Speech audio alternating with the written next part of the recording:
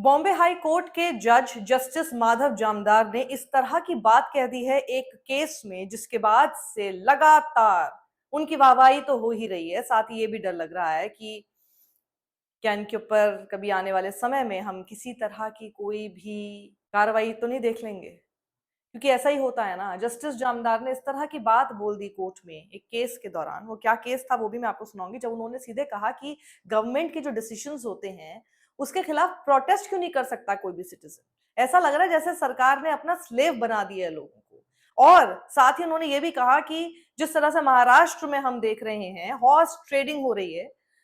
तो किसी शख्स के ऊपर एफआईआर लगा दी जाती है तो वो फिर चला जाता है वापस वॉशिंग मशीन में और उसके बाद सारे पाप उसके धुल जाते हैं। इस तरह की टिप्पणी तक उन्होंने कर डाली है। वाहवाही तो होनी ही है, क्योंकि आज के दौर में जो नॉर्मल जुडिशरी से भी अगर एक्सपेक्टेशन इस तरह की नॉर्मल केसेस में होनी चाहिए कि ये सब दिखाई दे कि ये सब हो रहा है, लेकिन बोलता कौन है, करता कौन है। इसी बीच अगर इंडियन जुडिशियल सिस्टम में हमें एक ऐसे जज दिखाई देते हैं जो वो बात कह देते हैं जो इस वक्त की सबसे बड़ी विडंबना है, सबसे बड़ा क्राइसिस है जिससे कि देश लोकतंत्र होते हुए जूझ रहा है, तो वाहवाही होनी बनती है। क्या हुआ मैं आपको बताती हूँ। मुंबई पुलिस का एक एक्सटर्नमेंट, जिसमें कि कहा जाता है कि किसी शख्स को तड़ी पार कर दो, इसको यहाँ पे घुसने मत दो, शहर में मत घुसने दो, या फिर फलाना जिले में मत घुसने दो, या फिर इस राज्य में मत घुसने दो। इस तरह का एक केस था जिसको सेट असाइड कर दिया, हटा दिया, बिल्कुल साइड रख दिया बॉम्बे हाई कोर्ट में। जस्टिस माधव जामदार जब इसको सुन रहे थे तो उन्होंने कहा, ये कहते हुए उन्होंने इस पूरे केस को सेट असाइड किया कि सिर्फ इसलिए कि कोई एक प्रोटेस्ट करता है या कोई मोर्चा खोल देता है किसी बीजेपी की जो सरकार है उसके किसी डिसीजंस के अगेंस्ट, तो इसका मतलब ये थोड़ी ना है कि आप उसको तड़ीपार कर देंगे और उस शख्स के जो फंडामेंटल राइट्स हैं उसको आप कर्टेल कर देंगे। तो हुआ ये था कि 49 साल के सईद अहमद अब्दुल वाहिद चौधरी हैं, जो कि जनरल सेक्रेटरी हैं socialist democratic party of India के, एसडीपीआई। और उन्होंने कहा कि उनके ऊपर एक साल से एक्सटर्नमेंट चल रहा है कि वो वहां पर घुसना उनको अलाउड नहीं है। सिंगल जज बेंच थी जस्टिस माधव जे जामदार की, जिन्होंने पूछा पुलिस से कि सिटीजन्स को क्या सरकार ने अपना स्लेव समझ रखा है, स्लेव बनाकर रख दिया है। इनके ऊपर लगातार गवर्नमेंट के डिसीजंस को अपोज करने की वजह से केसेस कर दिए जाते हैं,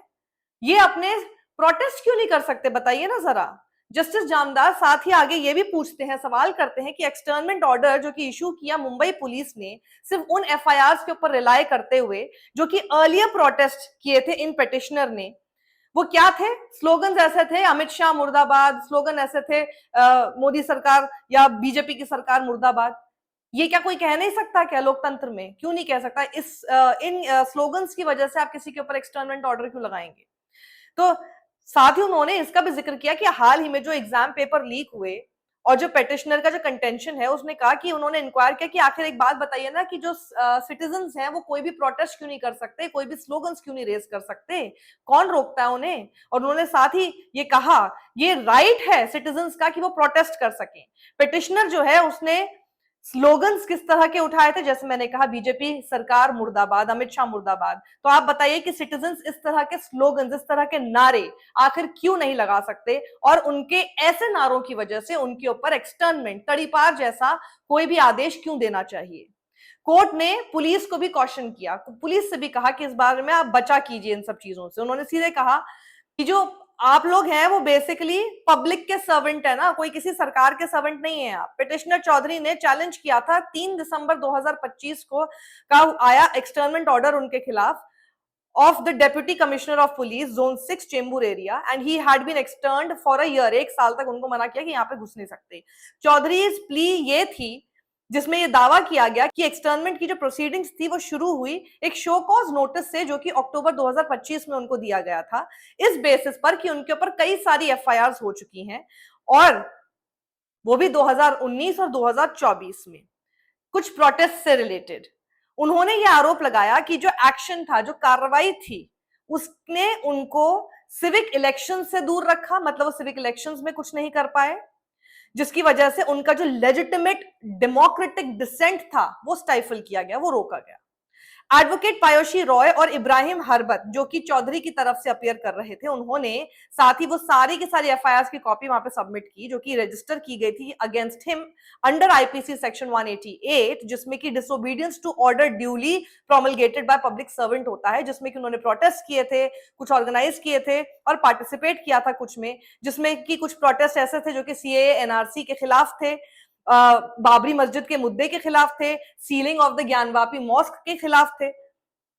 लॉयर्स ने कहा कि none of these could attract section 56 of the Maharashtra police act. इन किसी भी एफआईआर की वजह से महाराष्ट्र पुलिस एक्ट का सेक्शन 56 नहीं लगाया जा सकता इनके ऊपर, जिससे कि पुलिस को यह पावर मिल जाए कि वो एक एक्सटर्नमेंट ऑर्डर इनके खिलाफ जारी कर सकें। और ये कहते हुए एक्सटर्नमेंट ऑर्डर कब किया जाता है, तड़ीपार जैसी चीजें कब की जाती, जब आप ये बोले कि इनके यहां होने से क्या होगा कि आने वाले समय में डेंजर पैदा हो सकता है, ऐसे ऑफेंसेस कर सकते हैं ये, जिससे कि डेंजर पैदा हो, जिससे कि कुछ इंजरी कुछ लोगों को हो सकती है या फिर प्रॉपर्टी को नुकसान हो सकता है। उन्होंने कहा कि सेक्शन 56 के हवाले से उन्होंने ऐसा कैसे कर दिया, क्योंकि वो नहीं किया जा सकता। तो आप ये कैसे अटकलें लगा सकते हैं कि आने वाले समय में इनकी वजह से ये सारे नुकसान हो सकते हैं, जबकि ऐसे एफआईआर सेक्शन 56 के अंडर नहीं आती है। तो ये सब बातें जब चल रही थी, पढ़ लीजिएगा पूरा केस, उसमें जज साहब ने देखिए क्या बोला। उन्होंने सीधे कहा कि जो हाल ही में हम जो इंसिडेंट्स देख रहे हैं जहां पे एमएलएज हों,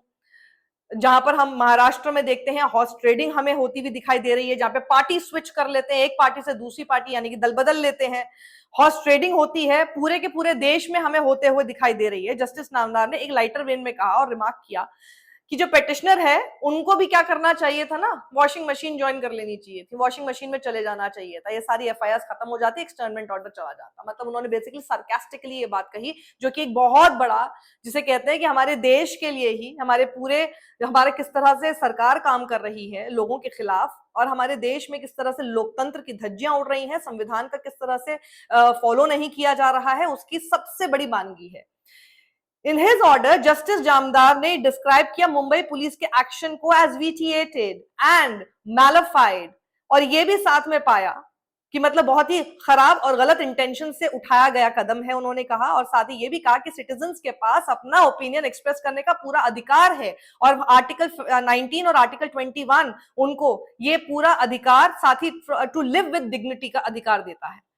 तो ये फैसला तो जस्टिस जामदार ने दिया, एक्सटर्नमेंट ऑर्डर हटा दिया, मुंबई पुलिस से पूछा कि आपने किस हवाले से दे दिया, लेकिन साथ ही उन्होंने जो टिप्पणी की है, महाराष्ट्र ही नहीं बल्कि पूरे देश भर में हम जैसी हॉर्स ट्रेडिंग करते हैं, और साथ ही सार्कास्टिकली जो बात बोली कि अपने खिलाफ अगर एफआईआर हटवानी थी तो इससे अच्छा ये करते आप ही वॉशिंग मशीन ज्वाइन कर लेते। और वॉशिंग मशीन किसको कहा जाता है ये आप सब लोग जानते हैं। ये इनका स्टेटमेंट आने वाले समय में किस तरह से और देखा जाएगा,